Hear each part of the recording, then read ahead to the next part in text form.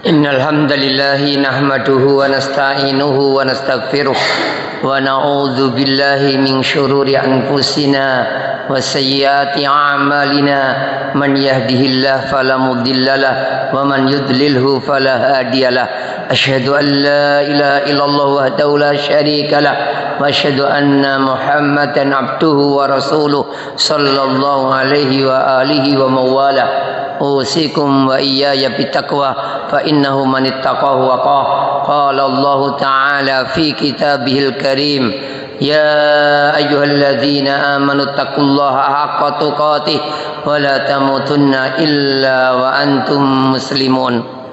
Ma'asyiral muslimin jamaah Jumat rahimakumullah, tidak lupa mari perbanyak syukur kita kepada Allah Subhanahu wa taala.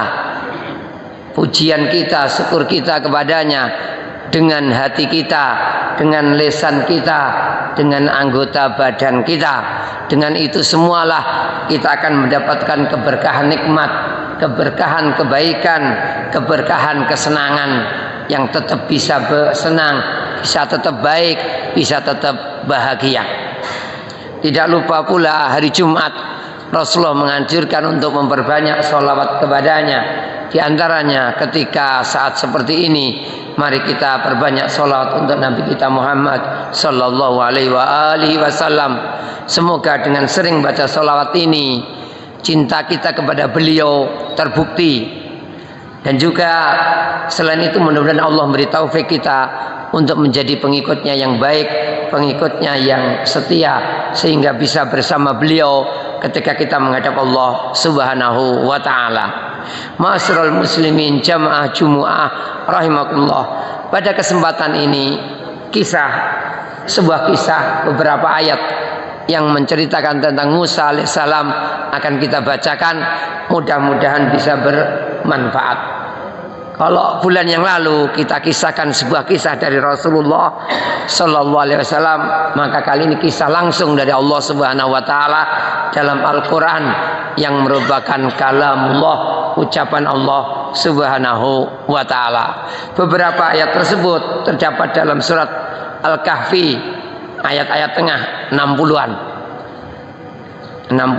Fawajada abdan min ibadina atainahu rahmatan min indina wa 'allamnahu min ladunna ilma. Kemudian keduanya, yaitu Musa alaihissalam dengan tangan kanannya, yaitu pembantunya, panglimanya gitu, bertemu dengan hamba dari antara hamba-hamba kami yang kami kasih rahmat dari sisi kami, dan kami ajarkan ilmu kepadanya, yaitu hamba soleh Khidir yang akan dijadikan guru oleh Musa alaihissalam. Sebelumnya Musa pernah bertanya, adakah menurut kalian yang lebih ngerti dari aku, lebih paham dari aku, lebih berilmu daripada aku? Dijelaskan ada, yaitu Khidir. Akhirnya mencari, akhirnya sampai pencarian terakhir ketemu ketika ikannya lompat. Oh, berarti di situ tempatnya Khidir. Dia balik, ketemulah Khidir, baru ayat yang kita baca tadi. Faedah ayat ini sebelum dilanjutkan, kita ambil faedah ayat-ayat per ayat, yaitu ilmu merupakan pemberian Allah Subhanahu wa ta'ala. Seandainya ngerti gara-gara cerdas, kecerdasan dari Allah Subhanahu wa ta'ala. Siapa di antara kita ingin jadi bodoh, IQ-nya lemah? Tidak ada. Semuanya menginginkan pinter, IQ-nya tinggi. Namun memang terkadang mendapatkan, terkadang tidak. Demikian juga paham, semuanya ingin paham, namun sebagian bisa memahami, sebagian yang lain tidak bisa memahami. Ini mengingatkan kita bahwasanya ilmu rahmat Allah yang diberikan kepada kita, mari kita bersyukur, kita zakati dengan mengajarkannya. Dan kalau ingin mendapatkan tambahan belajar, maka banyaklah berdoa kepada Allah Subhanahu wa ta'ala. Kemudian ayat selanjutnya, qala lahu Musa hal attabi'uka ala an tu'allimani mimma ulimta rusyda. Apakah aku boleh mengikuti kamu dengan engkau akan memberikan kepadaku ilmu, petunjuk? Bolehkah aku ikut kepadamu untuk belajar ilmu yang diberikan Allah kepadamu? Dari hal ini bisa kita ambil kesimpulan, meminta-minta suatu yang seperti ini tidak mengapa. Meminta ikut tapi tujuannya ilmu. Meminta bersama-sama tujuannya ilmu, maka tidak mengapa. Adapun meminta-minta yang tujuannya hanya kenyamanan dunia, ingin enaknya saja, maka ini tercela. Meskipun bagi yang diminta tidak apa-apa untuk mengabulkannya. Aku ikut kamu ya, pokoknya ikut. Makan, minum apa saja ikut. Tidak bagus. Sebaiknya orang bekerja, orang melakukan usaha untuk mendapatkan makan minum. Meskipun yang diminta mengatakan tidak apa-apa, silahkan. Adapun masalah agama, tidak apa-apa kita minta. Tidak usah gengsi, tidak usah merasa malu. Memintalah, diajari ini itu dengan jujur, maka keberkahan akan kita dapatkan dari ilmu yang kita dapatkan. Kemudian qala innaka lan tastati'a ma'iya sabra. Dijawab oleh Khidir, kamu enggak akan bisa betah bersamaku, enggak akan sabar bersamaku. Ini menunjukkan kita ini menilai seorang dengan prediksi itu tidak mengapa, bukan meremehkan, bukan suudzon. Beda antara meremehkan dan suudzon. Buruk sangka, meremehkan. Kalau meremehkan orang lain nggak boleh, merendahkan orang lain nggak boleh. Namun mengatakan sesuatu yang kemungkinan besar memang ada pada orang tadi, tidak mengapa. Ayo sholat di sana, aku ikut kamu sholat ke sana ya. Oh jangan, kamu nggak akan kuat. Sholatnya semalam 1 juz, misalkan taraweh. Ada sebagian masjid kan 1 malam 1 juz itu. Nah, ada yang mau ikut, aku ikut kamu ya ke sana, masjid sana. Katanya sholatnya enak. Kamu mungkin nggak kuat ya.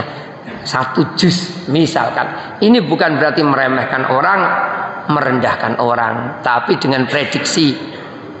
Kita mengatakan orang kamu jangan ini itu, menurut prediksi orang tadi nggak kuat, maka tidak mengapa, tidak termasuk larangan meremehkan orang, tidak termasuk larangan bersuudzon, bersangka kepada orang lain. Wa kaifa tasbiru ala ma lam tuhid bihi khubra. Dan bagaimana kamu bisa sabar wong kamu belum ngerti, belum paham.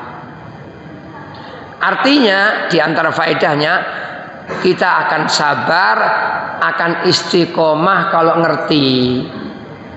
Kenapa datang awal pada Jumat, sama aja datang akhir.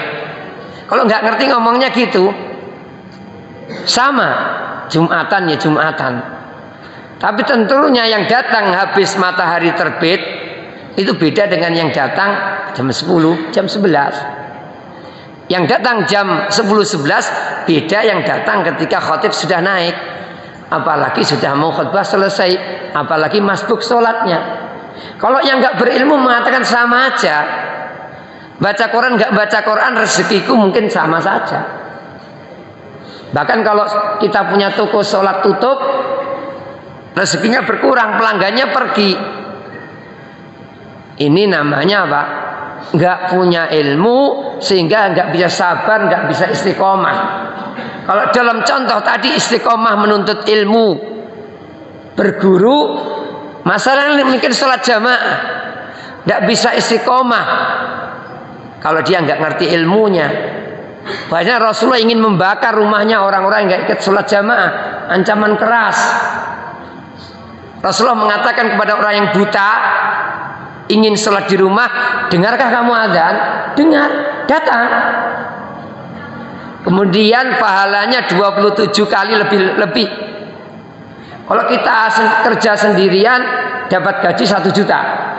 Mau kerja sama dengan teman yang lain, gajinya 27 juta. 27 kali lipat. Hanya orang-orang yang nggak ngerti, nggak paham yang meninggalkan jamaah. Demikian. Jadi dari ayat ini mengatakan kamu nggak akan bisa sabar terhadap kamu yang belum punya ilmunya. Mari kita ilmui. Kenapa kita ke masjid? Kenapa kita baca Quran? Kenapa kita sedekah? Hartanya berkurang. Kalau berilmu enggak. Orang yang berilmu bersedekah enggak akan mengatakan hartanya berkurang. Apalagi sebagian mengatakan mengikuti orang-orang Yahudi main-main. Disuruh sedekah mengatakan Allah fakir ini. Wa aqridullah qardan hasana, pinjami Allah. Nah, ini malah parah lagi semacam ini. Baik, mari kita kalau ingin istiqomah dalam kebaikan, kita berdalam ilmu kita dalam kebaikan tadi. Kebaikan menuntut ilmu, kebaikan sholat jamaah, kebaikan sholat Jumat, kebaikan sedekah, kebaikan baca Quran, kebaikan zikir, kebaikan apapun. Kalau kita ingin istiqomah, mari kita perdalam ilmu kita dalam masalah tadi. Qala satajiduni insyaallah sabira wala a'si laka amra. Engkau akan mendapati aku insyaallah sabar, dan aku tidak akan menentang, tidak akan melanggar perintahmu. Di antara faedahnya anjuran mengucapkan insyaallah kalau melakukan sesuatu. Sebagian orang menganggap insyaallah lafaz penolakan. Jadi dulu, sekarang mungkin sudah hilang adat ini. Kalau diundang nggak bisa, ngomongnya insyaallah, berarti nggak akan datang. Ini banyak masyarakat. Jadi insyaallah itu untuk nggak mau datang. Terbalik. Insyaallah itu kalau mau datang nggak boleh ngomong iya saja. Iya insyaallah, siap insyaallah, hadir insyaallah. Sampai sebagian ustadz bercerita diundang komplek masyarakat, ngomongnya insyaallah. Jangan insyaallah ustadz, iya gitu loh. Iya insyaallah. Gimana? Yang benar disalahkan, yang salah dibenarkan. Jadi insyaallah ada sesuatu yang harus kita lakukan, kita ucapkan kalau mau melakukan sesuatu. Sulaiman alaihissalam pernah mengatakan, aku akan ngumpuli 100 istriku semalam biar melahirkan pejuang-pejuang yang hebat, mujahid.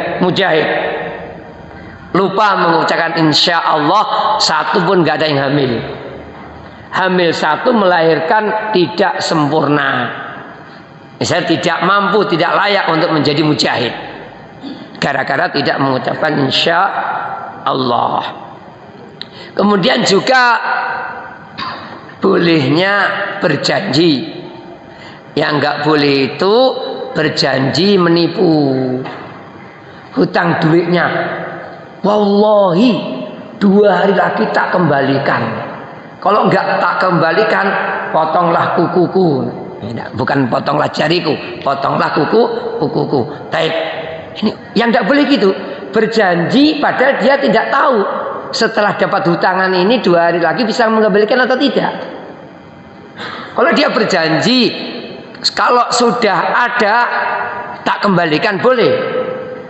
Adapun ngomong seminggu, 2 pekan, tanggal sekian, akhir bulan, padahal dia nggak ngerti akhir bulan tersisakah gajinya. Apakah potongan di kantornya sudah selesai atau belum, dia nggak ngerti. Pokoknya biar dapat hutangan, omongnya pakai wallahi akan aku segera kembalikan. Ini yang nggak boleh. Adapun berjanji secara umum dianjurkan. Bahkan boleh bersumpah kalau diperlukan. Berjanji Bersumpah itu tidak mengapa kalau diperlukan. Kita mau pinjam duit benar-benar darurat, yang dipinjami kelihatannya ragu gitu. Wallahi jangan khawatir, jaminannya minta apa? Ini sertifikat tanah dan lain sebagainya. Ini tidak mengapa. Jadi bolehnya berjanji kalau memang kita ingin menepatinya. Yang nggak boleh adalah berjanji dengan tidak ada niatan untuk menepatinya atau nggak tahu hari itu bisa menepati atau tidak. Kalau sudah prediksi ngerti, prediksi tahu akhir bulan gajian nanti membayar hutangnya, maka tidak mengapa. Aku qauli hadza astaghfirullah li wa lakum wa li jami'il muslimin fastaghfiruh innahu huwal ghafurur rahim.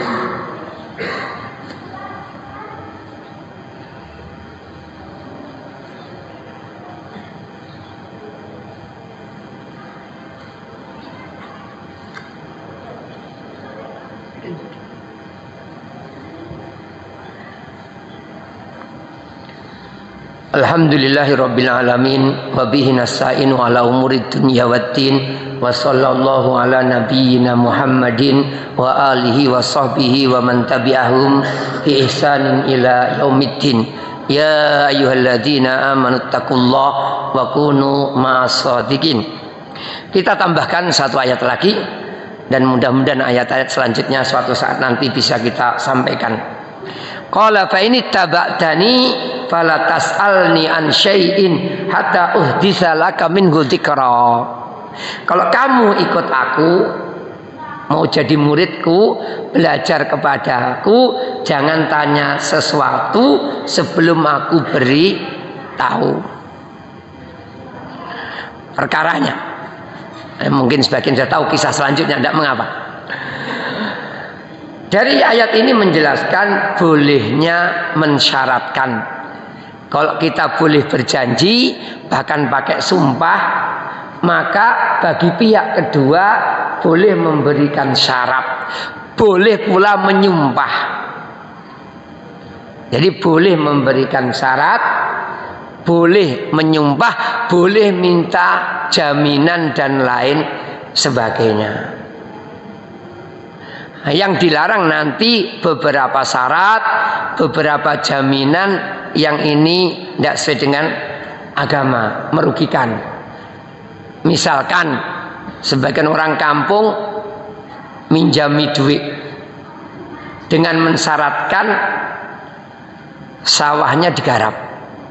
Kalau belum dikembalikan duitnya, maka yang meminjami itu berhak menggarap. Setahun, 2 tahun, 10 tahun. Ini termasuk praktek-praktek yang haram. Syarat memang aku mau minjami kamu, tapi sawahmu tak garap. Ini tidak diperkenankan. Boleh minta jaminan, hutang tetap hutang. Bukan dianggap ketika belum bayar waktunya tadi sebagai sewa, bukan. Adapun perhitungan sewa gimana? Kalau sewa tidak mengapa, meskipun murah, meskipun mahal, kalau kedua belah pihak telah membolehkan maka tidak mengapa. Namun kalau syarat seperti tadi ini banyak terjadi, minjami duit dengan syarat yang meminjami tadi memberikan jaminan yang bisa dimanfaatkan. Jaminannya mobil bisa dipakai untuk jalan-jalan, bahkan dipakai untuk kerja, bisa dipakai untuk ini itu, maka tidak diperkenankan. Memanfaatkan jaminan yang boleh hanya sederhana. Jaminannya apa? Ternak gitu. Kalau zaman dulu jaminannya kan sapi nih.